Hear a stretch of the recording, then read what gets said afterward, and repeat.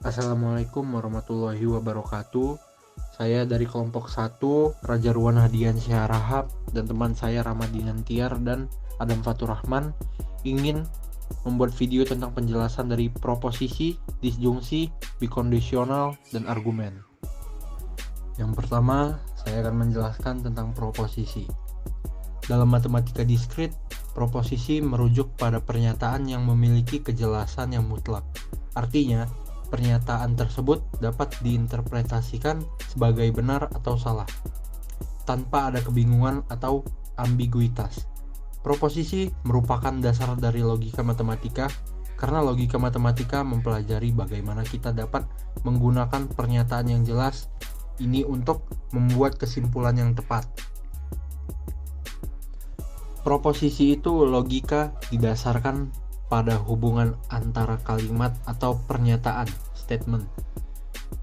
Hanya kalimat yang bernilai benar atau salah saja yang menjadi tinjauan proposisi. Proposisi pernyataan yang bernilai benar atau true, atau salah, false, tetapi tidak keduanya. Contoh proposisi dalam matematika diskrit meliputi pernyataan seperti 3 adalah bilangan prima, semua segitiga memiliki 3 sudut. Jika n adalah bilangan bulat positif, maka n plus 1 juga adalah bilangan bulat positif. Semua proposisi ini memiliki struktur yang jelas dan dapat diuji kebenarannya. Sebagai contoh, pernyataan 1 benar karena 3 memang adalah bilangan prima. Pernyataan 2 benar karena semua segitiga memiliki 3 sudut. Pernyataan 3 benar karena jika n adalah bilangan bulat positif, maka penambahan 1 juga akan menghasilkan bilangan positif. Dalam matematika diskrit, kita mempelajari cara menggabungkan proposisi-proposisi ini menggunakan operator logika seperti dan conjunction atau disjunction dan tidak negation untuk membentuk pernyataan yang lebih kompleks. Misalnya, pernyataan P dan Q adalah proposisi yang benar jika P dan Q keduanya benar, sedangkan pernyataan P atau Q adalah proposisi yang benar jika salah satu atau keduanya benar. Yang kedua adalah disjungsi.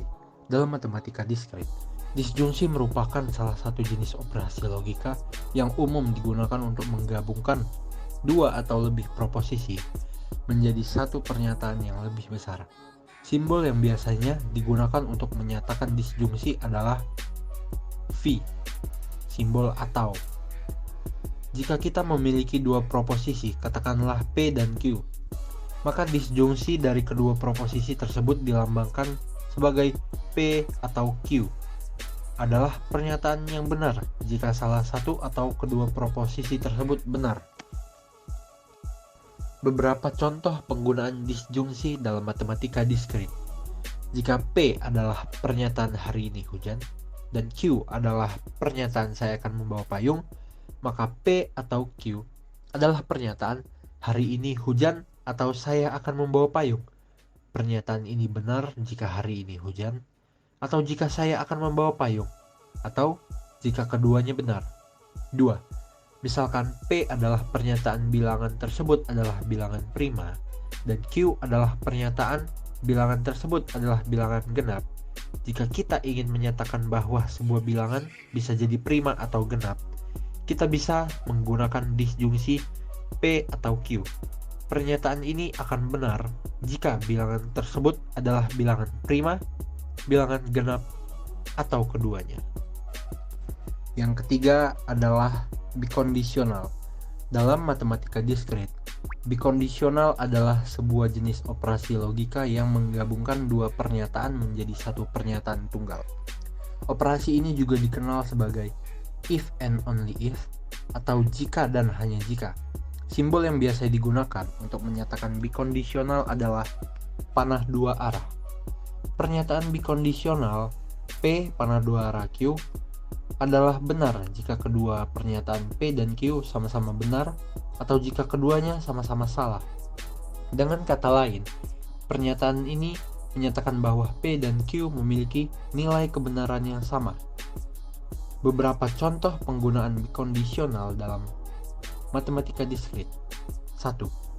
Jika P adalah pernyataan saya akan pergi ke pesta dan Q adalah pernyataan saya akan bersenang-senang, maka P panah dua arah Q adalah pernyataan saya akan pergi ke pesta jika dan hanya jika saya akan bersenang-senang. Artinya, Anda hanya akan pergi ke pesta jika Anda yakin akan bersenang-senang, dan Anda hanya akan bersenang-senang jika Anda pergi ke pesta.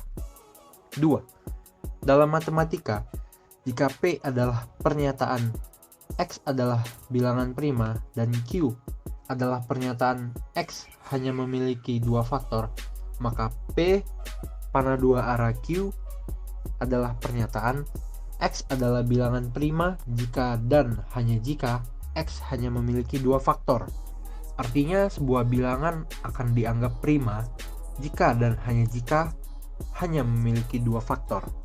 3. Dalam teori himpunan, jika P adalah pernyataan X adalah anggota himpunan A dan Q adalah pernyataan X adalah anggota himpunan B, maka P panah dua arah Q adalah pernyataan X adalah anggota himpunan A jika dan hanya jika X adalah anggota himpunan B. Artinya, X akan dianggap sebagai anggota himpunan A jika dan hanya jika X juga merupakan anggota himpunan B. 4. Argumen. Dalam matematika diskrit, istilah argumen merujuk pada rangkaian pernyataan yang disusun secara logis untuk membuktikan kebenaran suatu pernyataan yang disebut sebagai kesimpulan. Argumen ini umumnya terdiri dari satu atau lebih premis pernyataan yang dianggap benar dan kesimpulan pernyataan yang ingin dibuktikan benar berdasarkan premis-premis tersebut. Ini adalah langkah-langkah umum untuk membentuk dan mengevaluasi argumen dalam matematika diskrit. 1. Identifikasi premis. Identifikasi pernyataan-pernyataan yang dianggap benar atau berikan sebelumnya. Premis-premis ini akan digunakan sebagai dasar untuk menyusun kesimpulan. 2. Tentukan kesimpulan. Tentukan pernyataan yang ingin Anda buktikan benar berdasarkan premis-premis yang telah diberikan. Kesimpulan ini merupakan hasil akhir dari argumen. 3. Susun argumen. Susun rangkaian pernyataan logis yang menghubungkan premis-premis dengan kesimpulan. Langkah-langkah atau penalaran yang digunakan dalam menyusun argumen ini haruslah tepat dan benar. 4. Evaluasi kebenaran. Tinjau setiap langkah dalam argumen dan pastikan bahwa setiap langkah logisnya dapat diterima. Perhatikan bahwa kebenaran kesimpulan hanya bisa dijamin jika setiap langkah dalam argumen tersebut benar. 5. Buktikan kesimpulan. Jika argumen telah disusun dengan baik dan premis-premisnya diterima, maka kesimpulan yang dihasilkan haruslah benar. Namun, jika kesimpulan tidak benar, mungkin diperlukan revisi terhadap argumen atau premis-premis yang digunakan. Contoh sederhana argumen dalam matematika diskrit adalah pembuktian bahwa jumlah dua bilangan ganjil akan selalu menghasilkan bilangan genap. Premis 1. A adalah bilangan ganjil, B adalah bilangan ganjil. Kesimpulan, A tambah B adalah bilangan genap. Argumen 1. Premis 1 A adalah bilangan ganjil. 2. Premis 2 B adalah bilangan ganjil. 3. Karena A ganjil, maka ada bilangan K sehingga A sama dengan 2K tambah 1. 4. Karena B ganjil, maka ada bilangan L sehingga B sama dengan 2L tambah 1. 5. Jadi A tambah B sama dengan 2K tambah 1 tambah 2L tambah 1 sama dengan 2K tambah L tambah 1. 6. Oleh karena itu, A tambah B adalah bilangan genap. Dalam contoh ini, premis-premis 1 dan 2 digunakan untuk menentukan bentuk bilangan A dan B, dan langkah-langkah logis 3 kurang 6 digunakan untuk membuktikan bahwa A tambah B adalah bilangan genap yang merupakan kesimpulan yang ingin dibuktikan. Contoh studi kasus proposisi dalam matematika diskrit. Proposisi: jika sebuah bilangan bulat ganjil dikalikan dengan bilangan bulat lainnya, hasilnya akan selalu ganjil. Untuk membuktikan proposisi ini, kita dapat menggunakan pendekatan matematis dengan menggunakan definisi bilangan ganjil. Misalnya, kita bisa menyatakan bahwa setiap bilangan ganjil dapat ditulis dalam bentuk 2K tambah 1, di mana K adalah bilangan bulat. Selanjutnya, kita bisa menggunakan sifat perkalian dengan bilangan bulat untuk membuktikan bahwa hasil perkalian 2K tambah 1 kali N akan selalu menghasilkan bilangan ganjil. Contoh studi kasus disjungsi dalam matematika diskrit.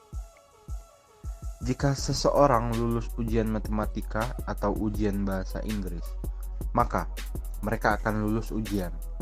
Dalam kasus ini, kita memiliki dua proposisi yang disjungsi atau yaitu seseorang lulus ujian matematika dan seseorang lulus ujian bahasa Inggris.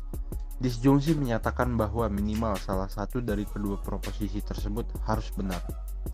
Kita bisa menerapkan contoh ini dalam situasi nyata seperti saat menentukan syarat kelulusan dalam sebuah program studi. Jika seseorang lulus salah satu dari dua ujian tersebut, maka mereka akan lulus secara keseluruhan. Namun, jika seseorang gagal keduanya, maka mereka tidak akan lulus secara keseluruhan. Contoh studi kasus bikondisional dalam matematika diskrit. Proposisi: sebuah bilangan bulat genap akan habis dibagi oleh 4 jika dan hanya jika bilangan tersebut habis dibagi oleh 2. Dalam kasus ini kita memiliki sebuah bikondisional yang menyatakan bahwa kedua proposisi sebuah bilangan bulat genap akan habis dibagi oleh 4 dan bilangan tersebut habis dibagi oleh 2, saling terkait secara bersyarat.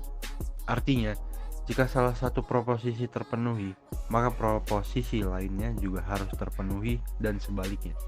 Kita bisa menggunakan contoh ini dalam matematika praktis untuk mengidentifikasi sifat-sifat bilangan bulat.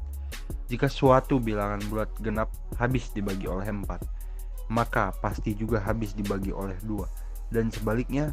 Namun bilangan bulat ganjil tidak akan memenuhi kedua kondisi ini. Contoh studi kasus argumen dalam matematika diskrit. Argumen: jika N adalah bilangan bulat positif ganjil, maka N pangkat 2 juga merupakan bilangan bulat ganjil. Bukti 1. Misalkan N adalah bilangan bulat positif ganjil 2, karena N ganjil, maka dapat dituliskan sebagai N sama dengan 2K tambah 1, di mana K adalah bilangan bulat. 3. Kemudian kuadratkan kedua sisi persamaan tersebut. N kuadrat sama dengan 2K tambah 1 kuadrat sama dengan 4K kuadrat ditambah 4K tambah 1. 4. Perhatikan bahwa 4K kuadrat tambah 4K adalah bilangan genap karena dapat ditulis sebagai 2 buka kurung 2K kuadrat ditambah 2K tutup kurung 5.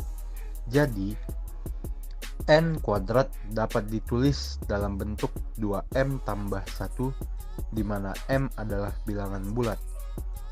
Oleh karena itu, N kuadrat juga merupakan bilangan bulat ganjil. Sekian penjelasan dari kelompok 1. Sekiranya ada kesalahan atau kekurangan, mohon maaf. Terima kasih. Wassalamualaikum warahmatullahi wabarakatuh.